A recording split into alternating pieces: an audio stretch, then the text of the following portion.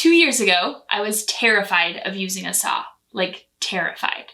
I planned all my DIY projects around the fact that Home Depot could cut my wood for me. I went from letting intimidation hold me back to building show-stopping DIYs solo, and I'm gonna break down how you can do it too.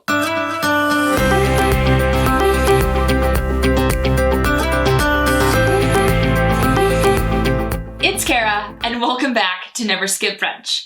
I help women DIY big every day and empower them to dive in and tackle big projects without fear. I've taught power tool workshops to people who have never touched a tool, and watching them go from scared of it to wielding it like a boss is amazing.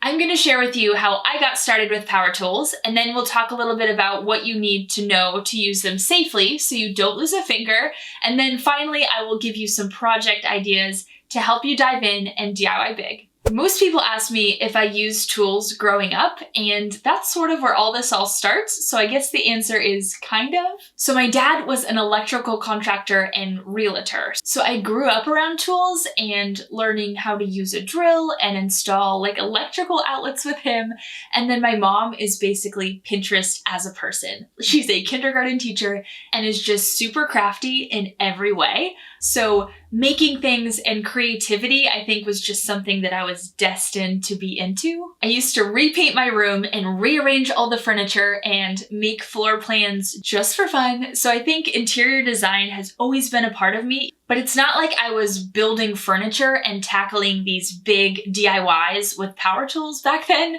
Like I said, I was scared to use a saw, even just 2 years ago. So when did this all change, and how did I get comfortable with tools? So up until about 2 years ago, I was what I like to call hot glue gun crafty, like getting creative with little decor projects that I could basically just hot glue together to make. Then we bought our first house, which was a new build, and while it was super gorgeous, it was kind of like a blank canvas in terms of being like all neutral and not really having like personality or color.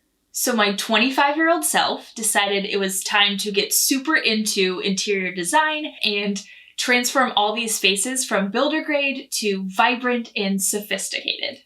Well, doing that meant that I was going to have to be the one adding accent walls and building shelves and building the furniture. So I started out with transforming my powder bathroom because it felt like it was a small, like low risk space to tackle. I built these shelves by having Home Depot cut my wood, and I sanded the wood down with my orbital sander, and then I assembled them with screws, and I stained them, and I attached them to the wall. So after those shelves, and then also my easy entryway bench, which I have a whole video on how to make that, I was pretty comfortable with my sander and my drill. So then I finally bought my very first saw. I bought a miter saw, and I took on my very first project where I cut my own wood, which was this sunglasses display rack, basically like a really basic frame with a back. But I was so proud of it because I did the mitered corners and the angles. So I kind of began to realize that as I dove into each project, I learned new things and built on my skill set from the project before. So in terms of strategy for getting into power tools,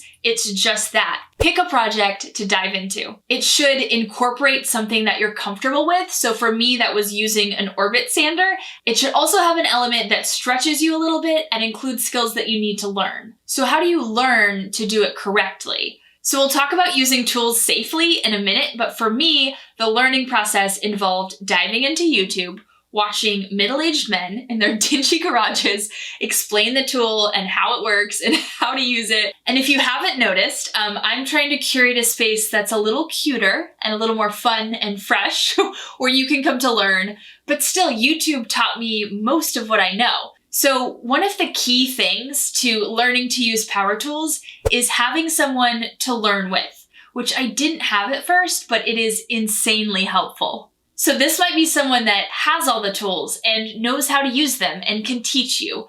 Or it might just be someone that you're learning with, where you can work together and you can share tools and you can have them around to help hold things and help you make cuts. Even just having someone to bounce ideas off of is so valuable. Do you have a friend that you could team up with and learn together? If so, share this video with them so that you can both work together to become boss at DIY. And if not, comment below because you just might find someone who also needs a DIY bestie to dive in with. So let's talk about using tools safely, and this section is super important because we want to keep all our fingers. So when it comes to safety, and this is something my friend Sam at DIY Huntress and I have talked about, is you kind of have this gut feeling, like you know when something's out of your skill set or when you're not really ready to make a cut, like you kind of feel it in your gut where you're like, oh, I'm not sure that I'm ready for this. So trust that feeling. When you get that feeling, go find resources, go learn more about the tool and how to do it properly so that when you're trying it,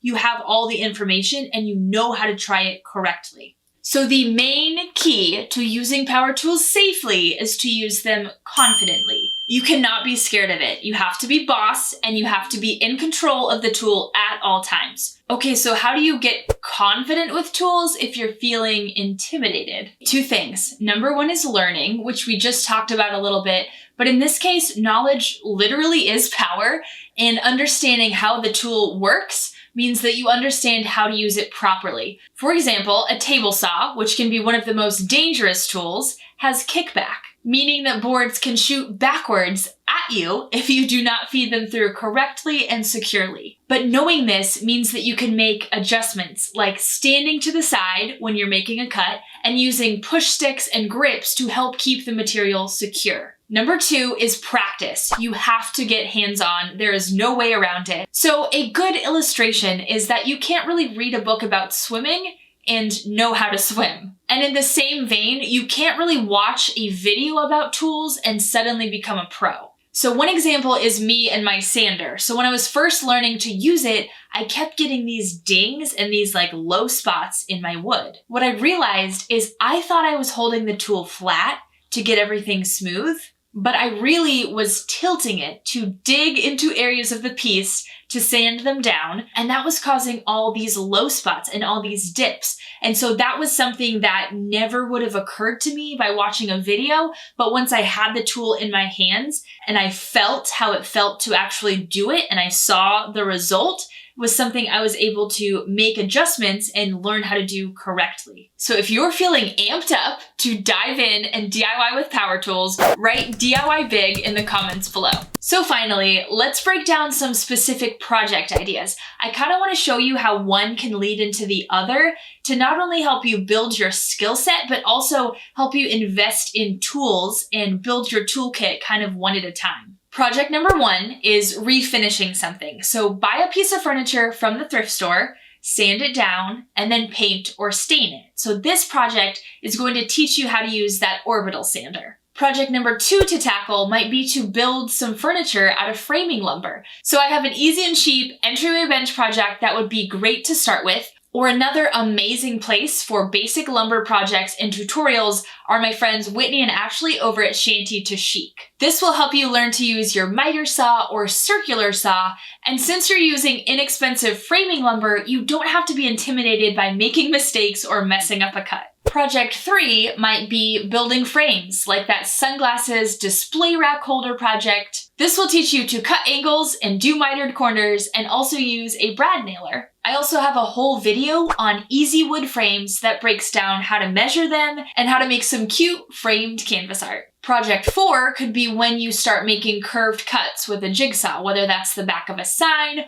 or even a giant pegboard that you paint pink and cut into an amoeba shape. Sky's the limit.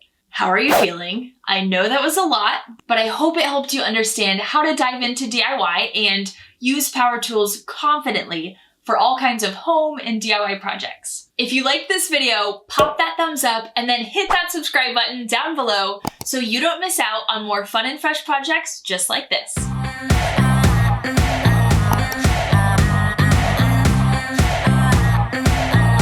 I'll see you in the next video. Where are we going next? This one? No? This one. Wait, are you still here? Did you know I have a podcast? It's called Make Space with Cara Newhart, and it's super fun. Everything is super something around here. Okay, I think I'm done.